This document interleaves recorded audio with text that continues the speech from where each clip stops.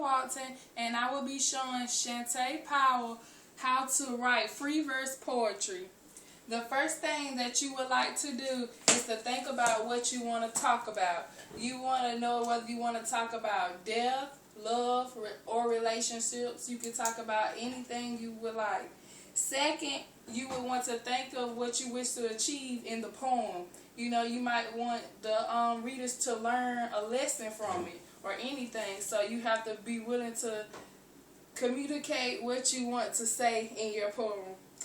3, it's all about choosing the right words. You only want to use the words that are necessary because you never want your poem too wordy. Next, you want to use concrete images and vivid descriptions, and it's best to use your 5 senses like smell, touch, taste, feel, and see, because you just want to give the reader something to vision for themselves. And then you want to add a term to the end of your poem, something that gives the reader something to talk about or to think about when they're finished reading. Okay, and once you finish writing your poem, you want to listen to it yourself. Keep reading it out loud. That way you will know what it sounds like. And you will also want someone else to read it with you or for you, for they can hear it themselves. Because once you keep reading something over and over again, it could become a problem for you because you hear the same thing over and over again and you see it, so you feel like you know what you're seeing. These are 2 examples of poems. This one is called Forgive Me. It says, I drove the gas out your truck, that which you probably need for work. There was a concert after all. This uses a direct quote from the speaker, and it also has a twist at the end, because although the speaker is saying forgive me for driving the gas out your truck, they're still not as sorry because there was a concert after all. This is called Dear Today. It says, smell the daylily and the spiderwort only blooming for one day. Taste the mayflies as they can't because they only live to mate and die. Feel the global warming as your health fades away. See these deaths being born and these births decay. Listen carefully today, because tomorrow you will be yesterday. This uses your senses of smell, taste, feel, see, and listen, because this gives the speaker something to imagine for today. And these are all things that only last for one day. And that's why the end gives you a twist that says listen carefully today, because tomorrow you will only be yesterday, as in you will no longer matter, because the same thing will happen again the next day. So now I'm going to give you a chance to write your own poem and see what you come up with using the helpful hints that I just gave you of using your 5 senses.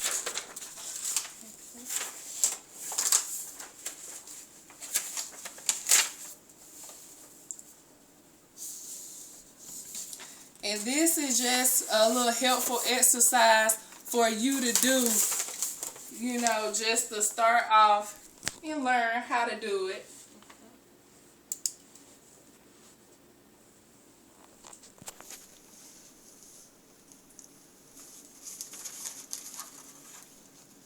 You know, think about what you want to talk about, whether you want to talk about death, love, relationships, anything that comes to mind. You know, the sky's the limit. You could talk about anything that you have ever thought of or encountered in your life.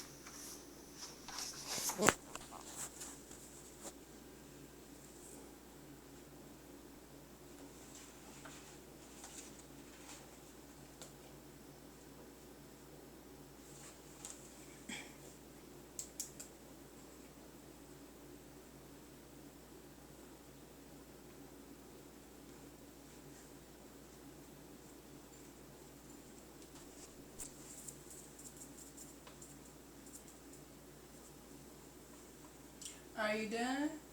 Almost, ma'am. Okay.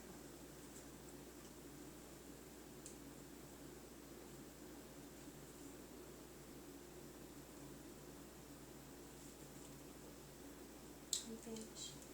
Okay, can you read me what you have? Okay. Wait. Nothing but white space was on her plate. Solids and liquids exited her mouth every chance she got. She was starving and dieting because the world said she should be a size 2. Her insides was ripped apart from excess food coming up. Suffering from bulimia and psychological disorders. She was depressed and stressed about her weight. Falling to the ground, she knew she would never be small. Name of my poem is Wait. Okay, that sounds very, very good. Okay, now that you have listened to your own poem and then I heard it myself, now you have to edit because you only want to use the words that are necessary, such as this line can be taken out where it says suffering from bulimia and psychological disorders. We know that because the poem is called Wait, and you already told us what it's about, so you don't need to tell us again in your poem. You also can learn to cut your lines shorter where you have she was depressed and stressed about her weight. You could just say she was depressed and stressed because we already know it's about her weight because, again, your poem is called Wait. And then where you have the world said she should be a size 2, you could just say the world said, you could just say the world said she can be a size 2. You could just learn to choose your words. What do you want to have? And you have fallen to the ground. She knew she would never be small. You could learn to play with it and switch lines and say falling to the ground. She was depressed and stressed, and that could end your entire poem just by doing that. Do you have any questions about any ideas of how to edit a poem or to write a poem? No, ma'am, Ms. Walton. I think you did a good job at critiquing my poem, and I appreciate it, okay? Okay, thank you. That's the end. Thank you.